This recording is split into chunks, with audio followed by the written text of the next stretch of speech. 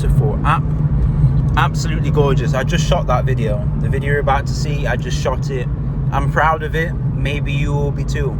I feel like it's one of the best videos I've made so far in terms of the deliverability, what I'm saying, the clarity, the amount of blunders. It's just a good video and I'm proud of it. So I just thought I'd state that. Look at that, absolutely gorgeous. It's quite late, so it's the end of my day right now. I'm going to hurry back home, change my bed in, hop in a cold shower, and just literally just do some meditations, maybe plan out Saturday, because I shoot my videos on Fridays.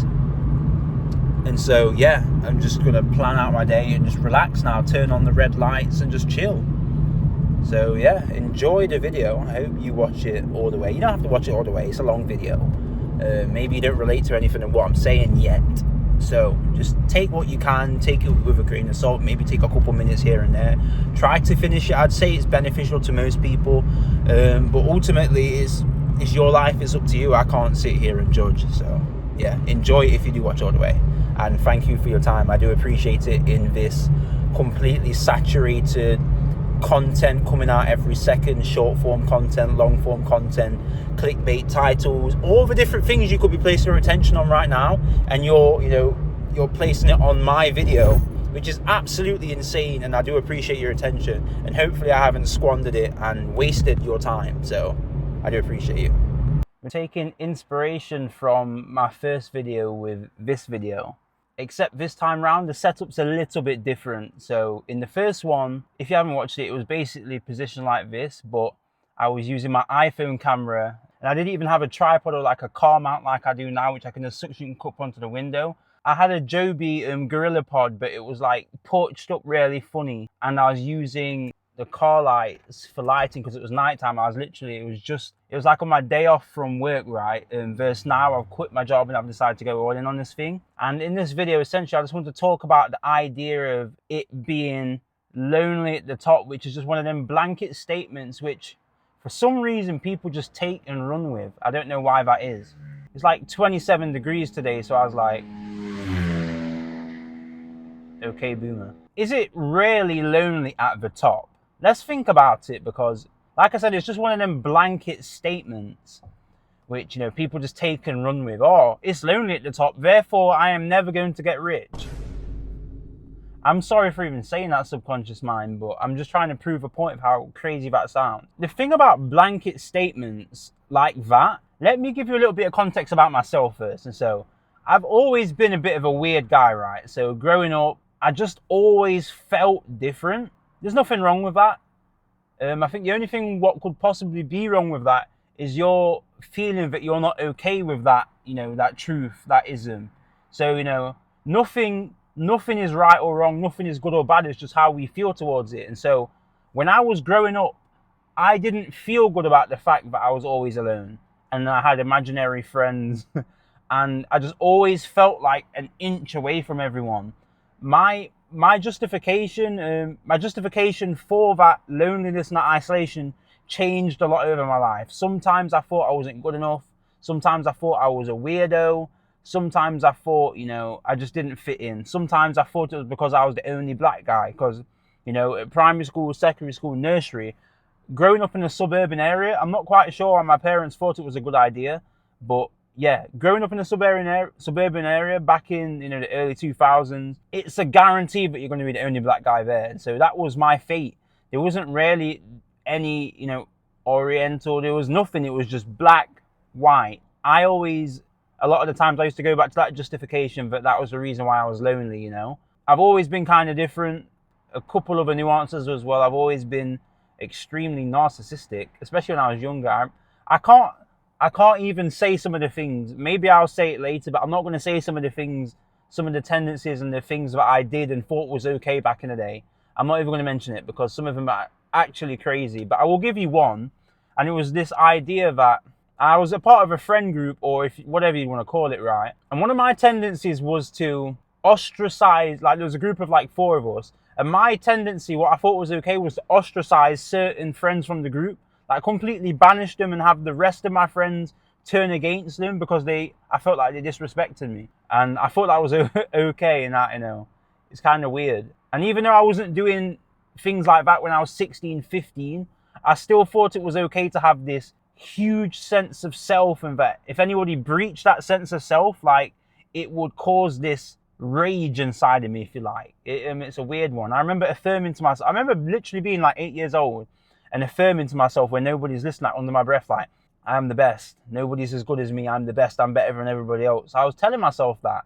I even got praised by my parents for it at one point. I used to tell myself, like, this is kind of different, right? This is just like this is a nice affirmation. It's not so much like the other one.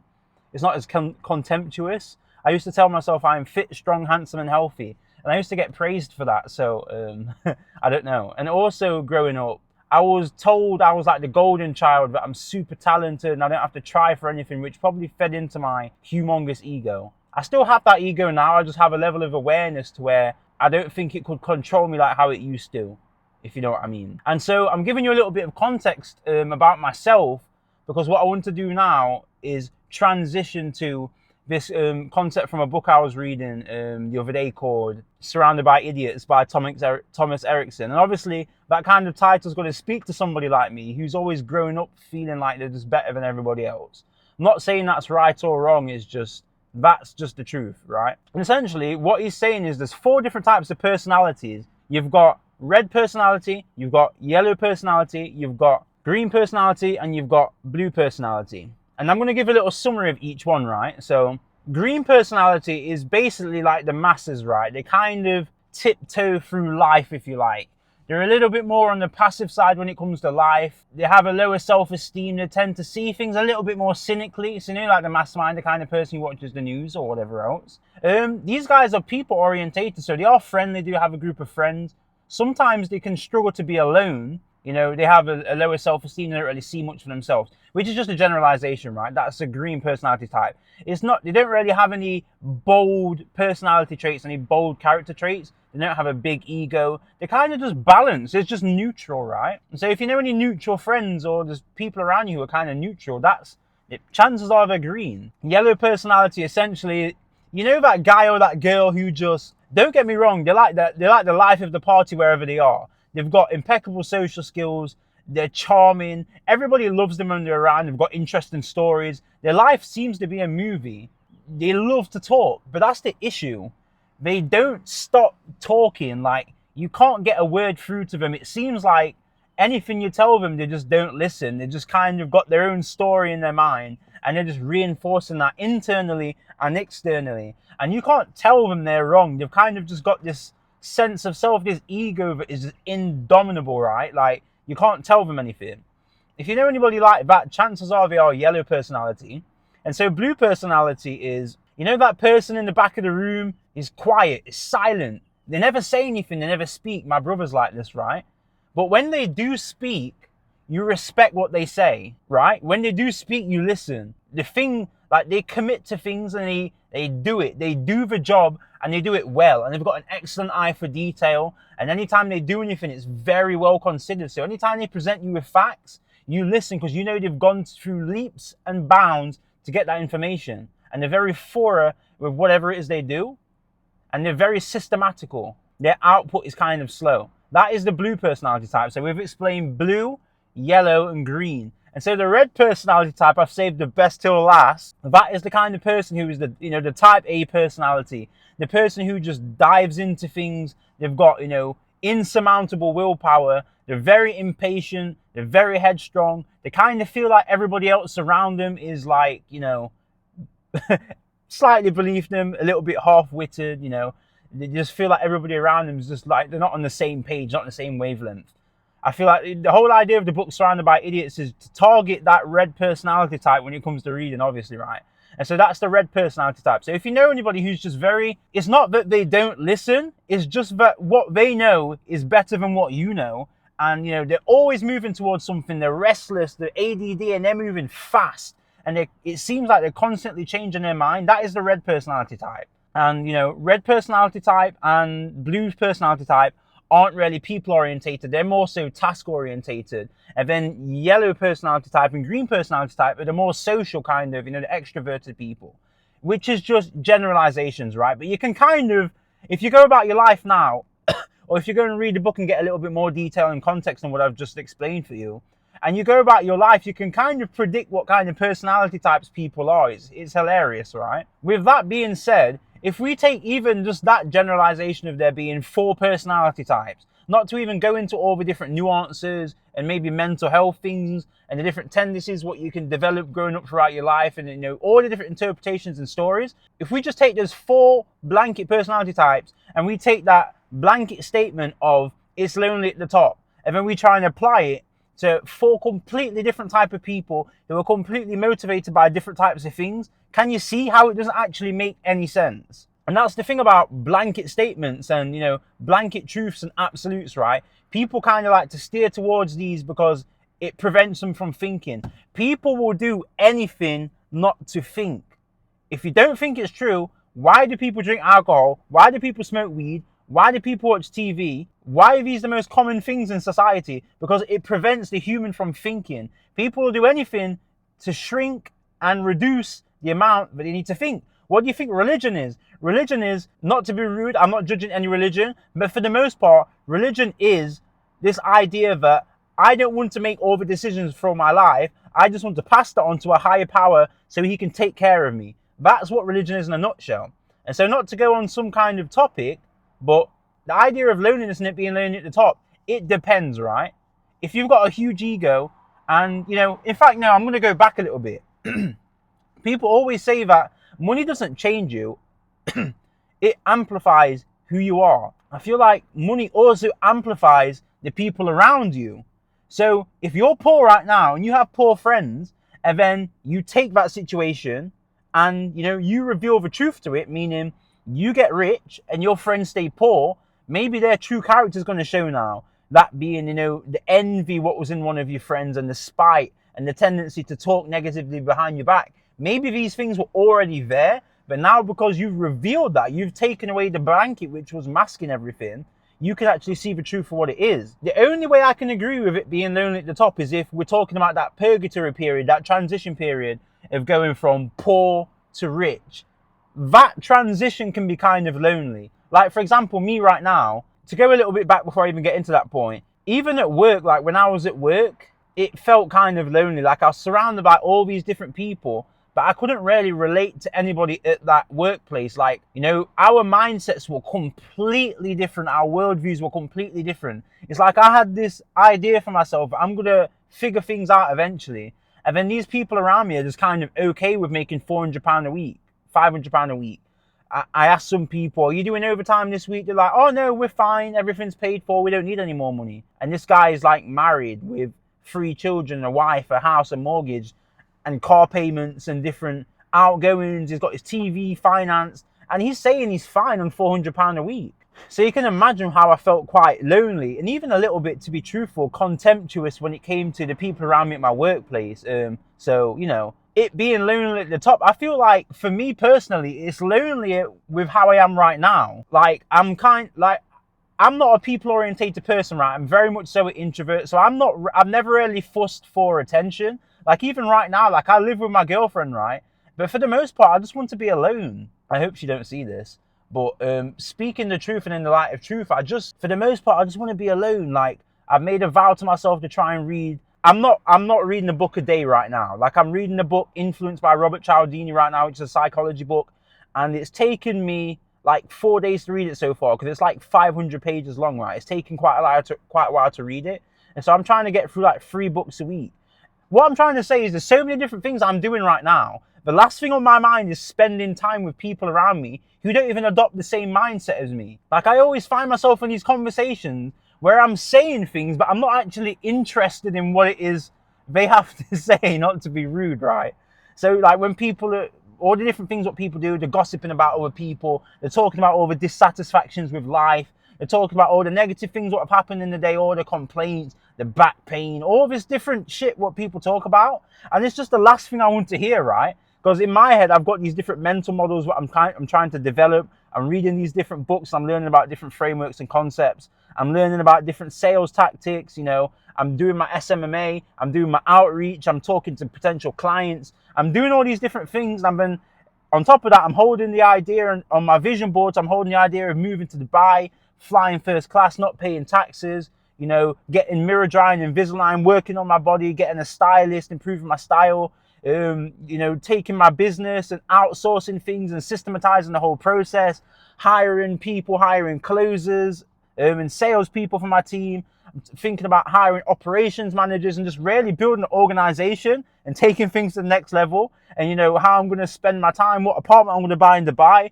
I'm thinking about all this different stuff which is bubbling around in my mind 24/7. And then you've got someone trying to talk to me about like how their day went, and then they're complaining and being negative and dissatisfied with their life, and they're showing that, you know, they're happy with making £400 a week.